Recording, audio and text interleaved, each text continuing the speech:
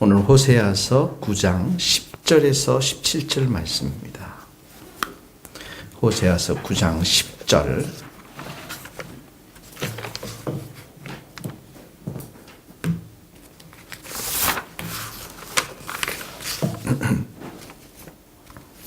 호세아서 9장 10절 같이 읽겠습니다.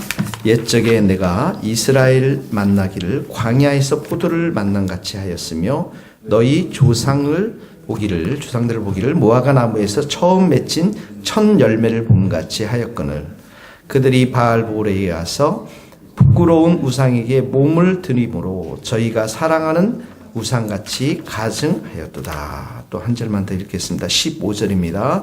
그들의 모든 악이 길갈에 있으므로 내가 거기에서 그들을 미워하였노라. 그들의 행위가 악함으로 내 집에서 그들을 쫓아내고 다시는 사랑하지 아니하리라. 그들의 지도자들은 다 반역한 자니라. 아멘. 자, 10절에 보면 이스라엘 백성들을 향한 하나님의 기쁨이 담겨져 있습니다. 내가 옛날에 이스라엘을 만나기를 광야에서 포도를 만난 같이 이렇게 하죠. 광야에는 포도가 없잖아요. 메마른 땅이고 건조한 땅이고 황폐한 땅인데 이 포도송이를 찾는다는 것은 불가능한데도 불구하고 그 광야에서 포도를 만났다라는 것은 굉장히 큰 기쁨이고 감격이죠. 또 너희 조상들을 보기를 무화과 나무에서 처음 맺힌 첫 열매를 보면서 그 바라보는 그 농부의 기쁨 마음, 한 해 그 몇 달 동안 수고하고 땀 흘렸던 그 첫 수확물을 얻게 되는 그러한 기쁨들, 그러한 감사들, 그러한 감격들, 이런 것들이 이 하나님께서 이스라엘 백성들을 볼 때 있었다라는 것이죠.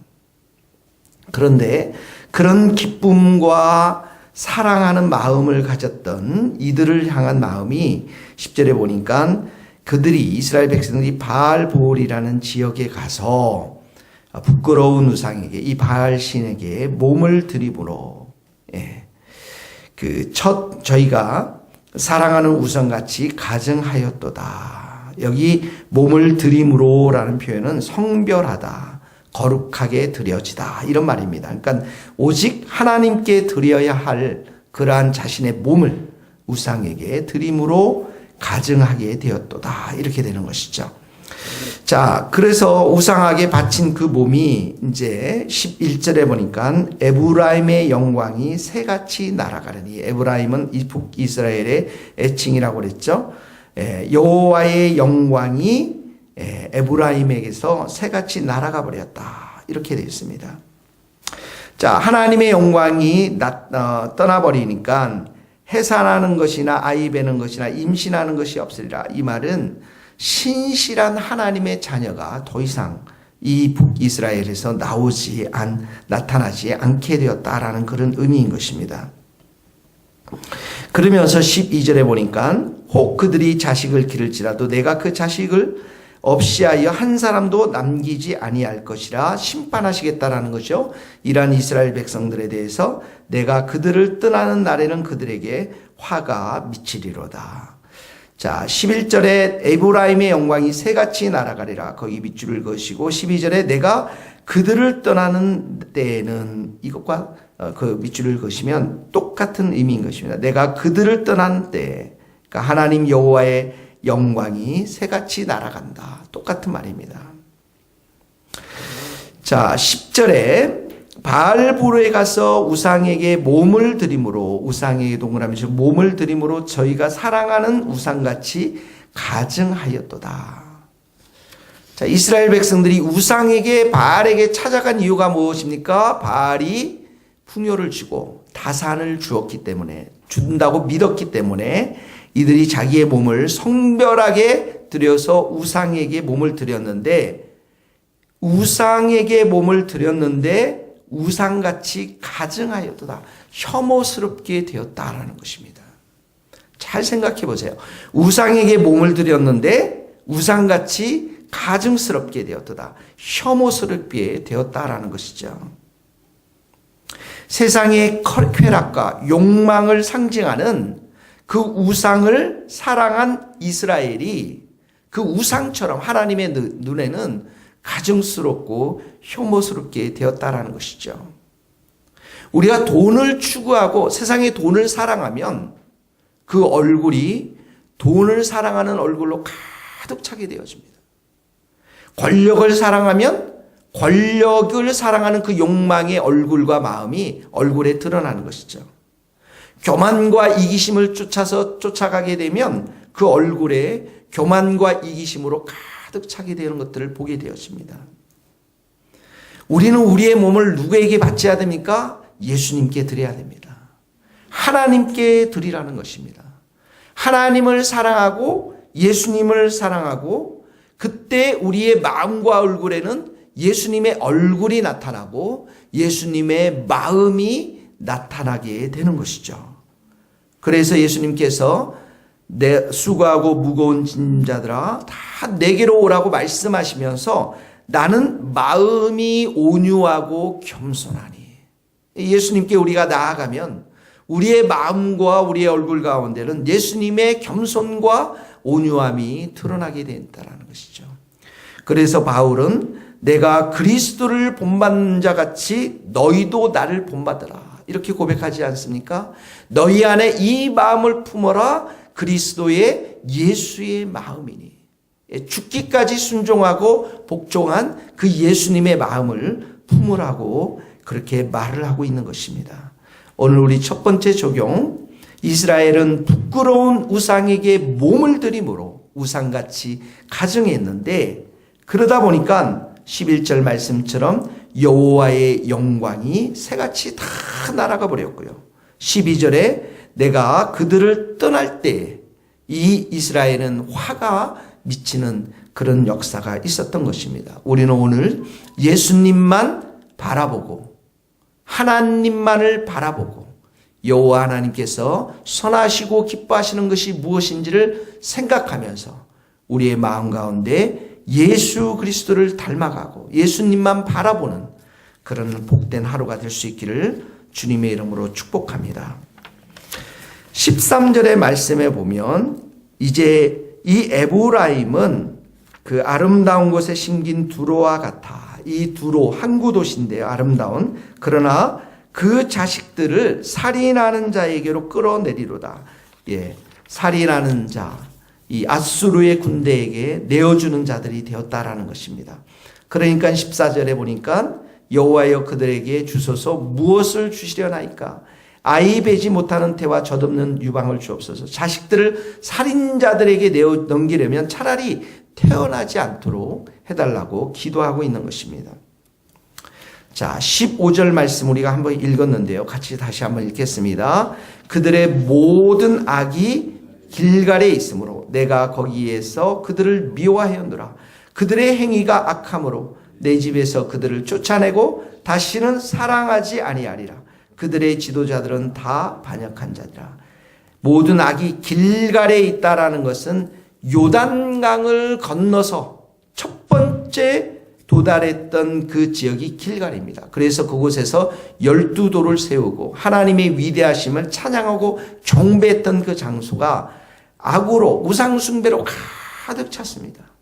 예, 바알신으로 가득 찼었습니다. 그러니까 내가 거기서 그들을 미워하였노라. 길갈에다 동그라미 치시고 미워하였노라에도 동그라미 치시고 그들의 행위가 악함으로 거기다 동그라미 치시고 그래서 내가 내 집에서 그들을 쫓아내고 동그라미 치시고 다시는 사랑하지 아니하리라. 자, 그들을 미워하고 사랑하지 않겠다라고 하나님께서 말씀하십니다. 이것은 6절에 가니까 이스라엘의 쇠락으로 나타납니다. 에브라임이 매를 맞고 뿌리가 말라 열매를 맺지 못하나니 비록 아이를 낳을지라도 내가 그 사랑하는 태의 열매를 주리라. 매를 맞고 동그라미 치서 뿌리가 말라 태의 열매를 주기리라. 이스라엘 백성들이 점점 이스라엘 나라가 쇠락한 것을 설명하고 있습니다. 17절에 보니까 그들이 듣지 아니하므로 하나님 말씀을 듣지 않았다라는 것이죠. 내 하나님이 그들을 버리시고 여러 나라 가운데 떠도는 자가 되리라. 하나님의 심판으로 열국으로 흩어질 것임을 예언하고 있는 말씀인 것입니다.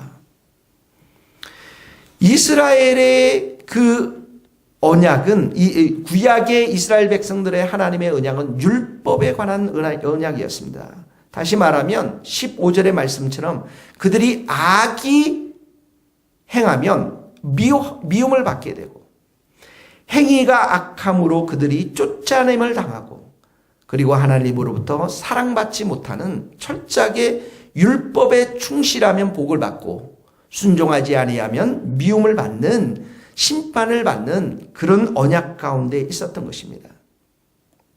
하나님의 마음은 어디에 있느냐면 쫓아내고 그들을 멸망시키고 진멸하고 심판하는 데 있는 것이 아니라 그들의 마음이 하나님께 돌아오는 데 있는 것입니다. 거기다 적어 놓으십시오. 에스겔서 33장 11절입니다. 이런 말씀입니다.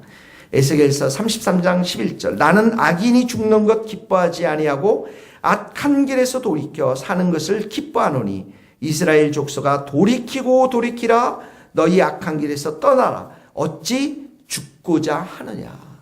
하나님의 마음은 이스라엘 백성들이 회개하고 그 길에서 돌이키는 데 있었는데, 이스라엘 백성들은 결국은 돌이키지 않고 하나님의 심판을 받을 수밖에 없었던 것이죠.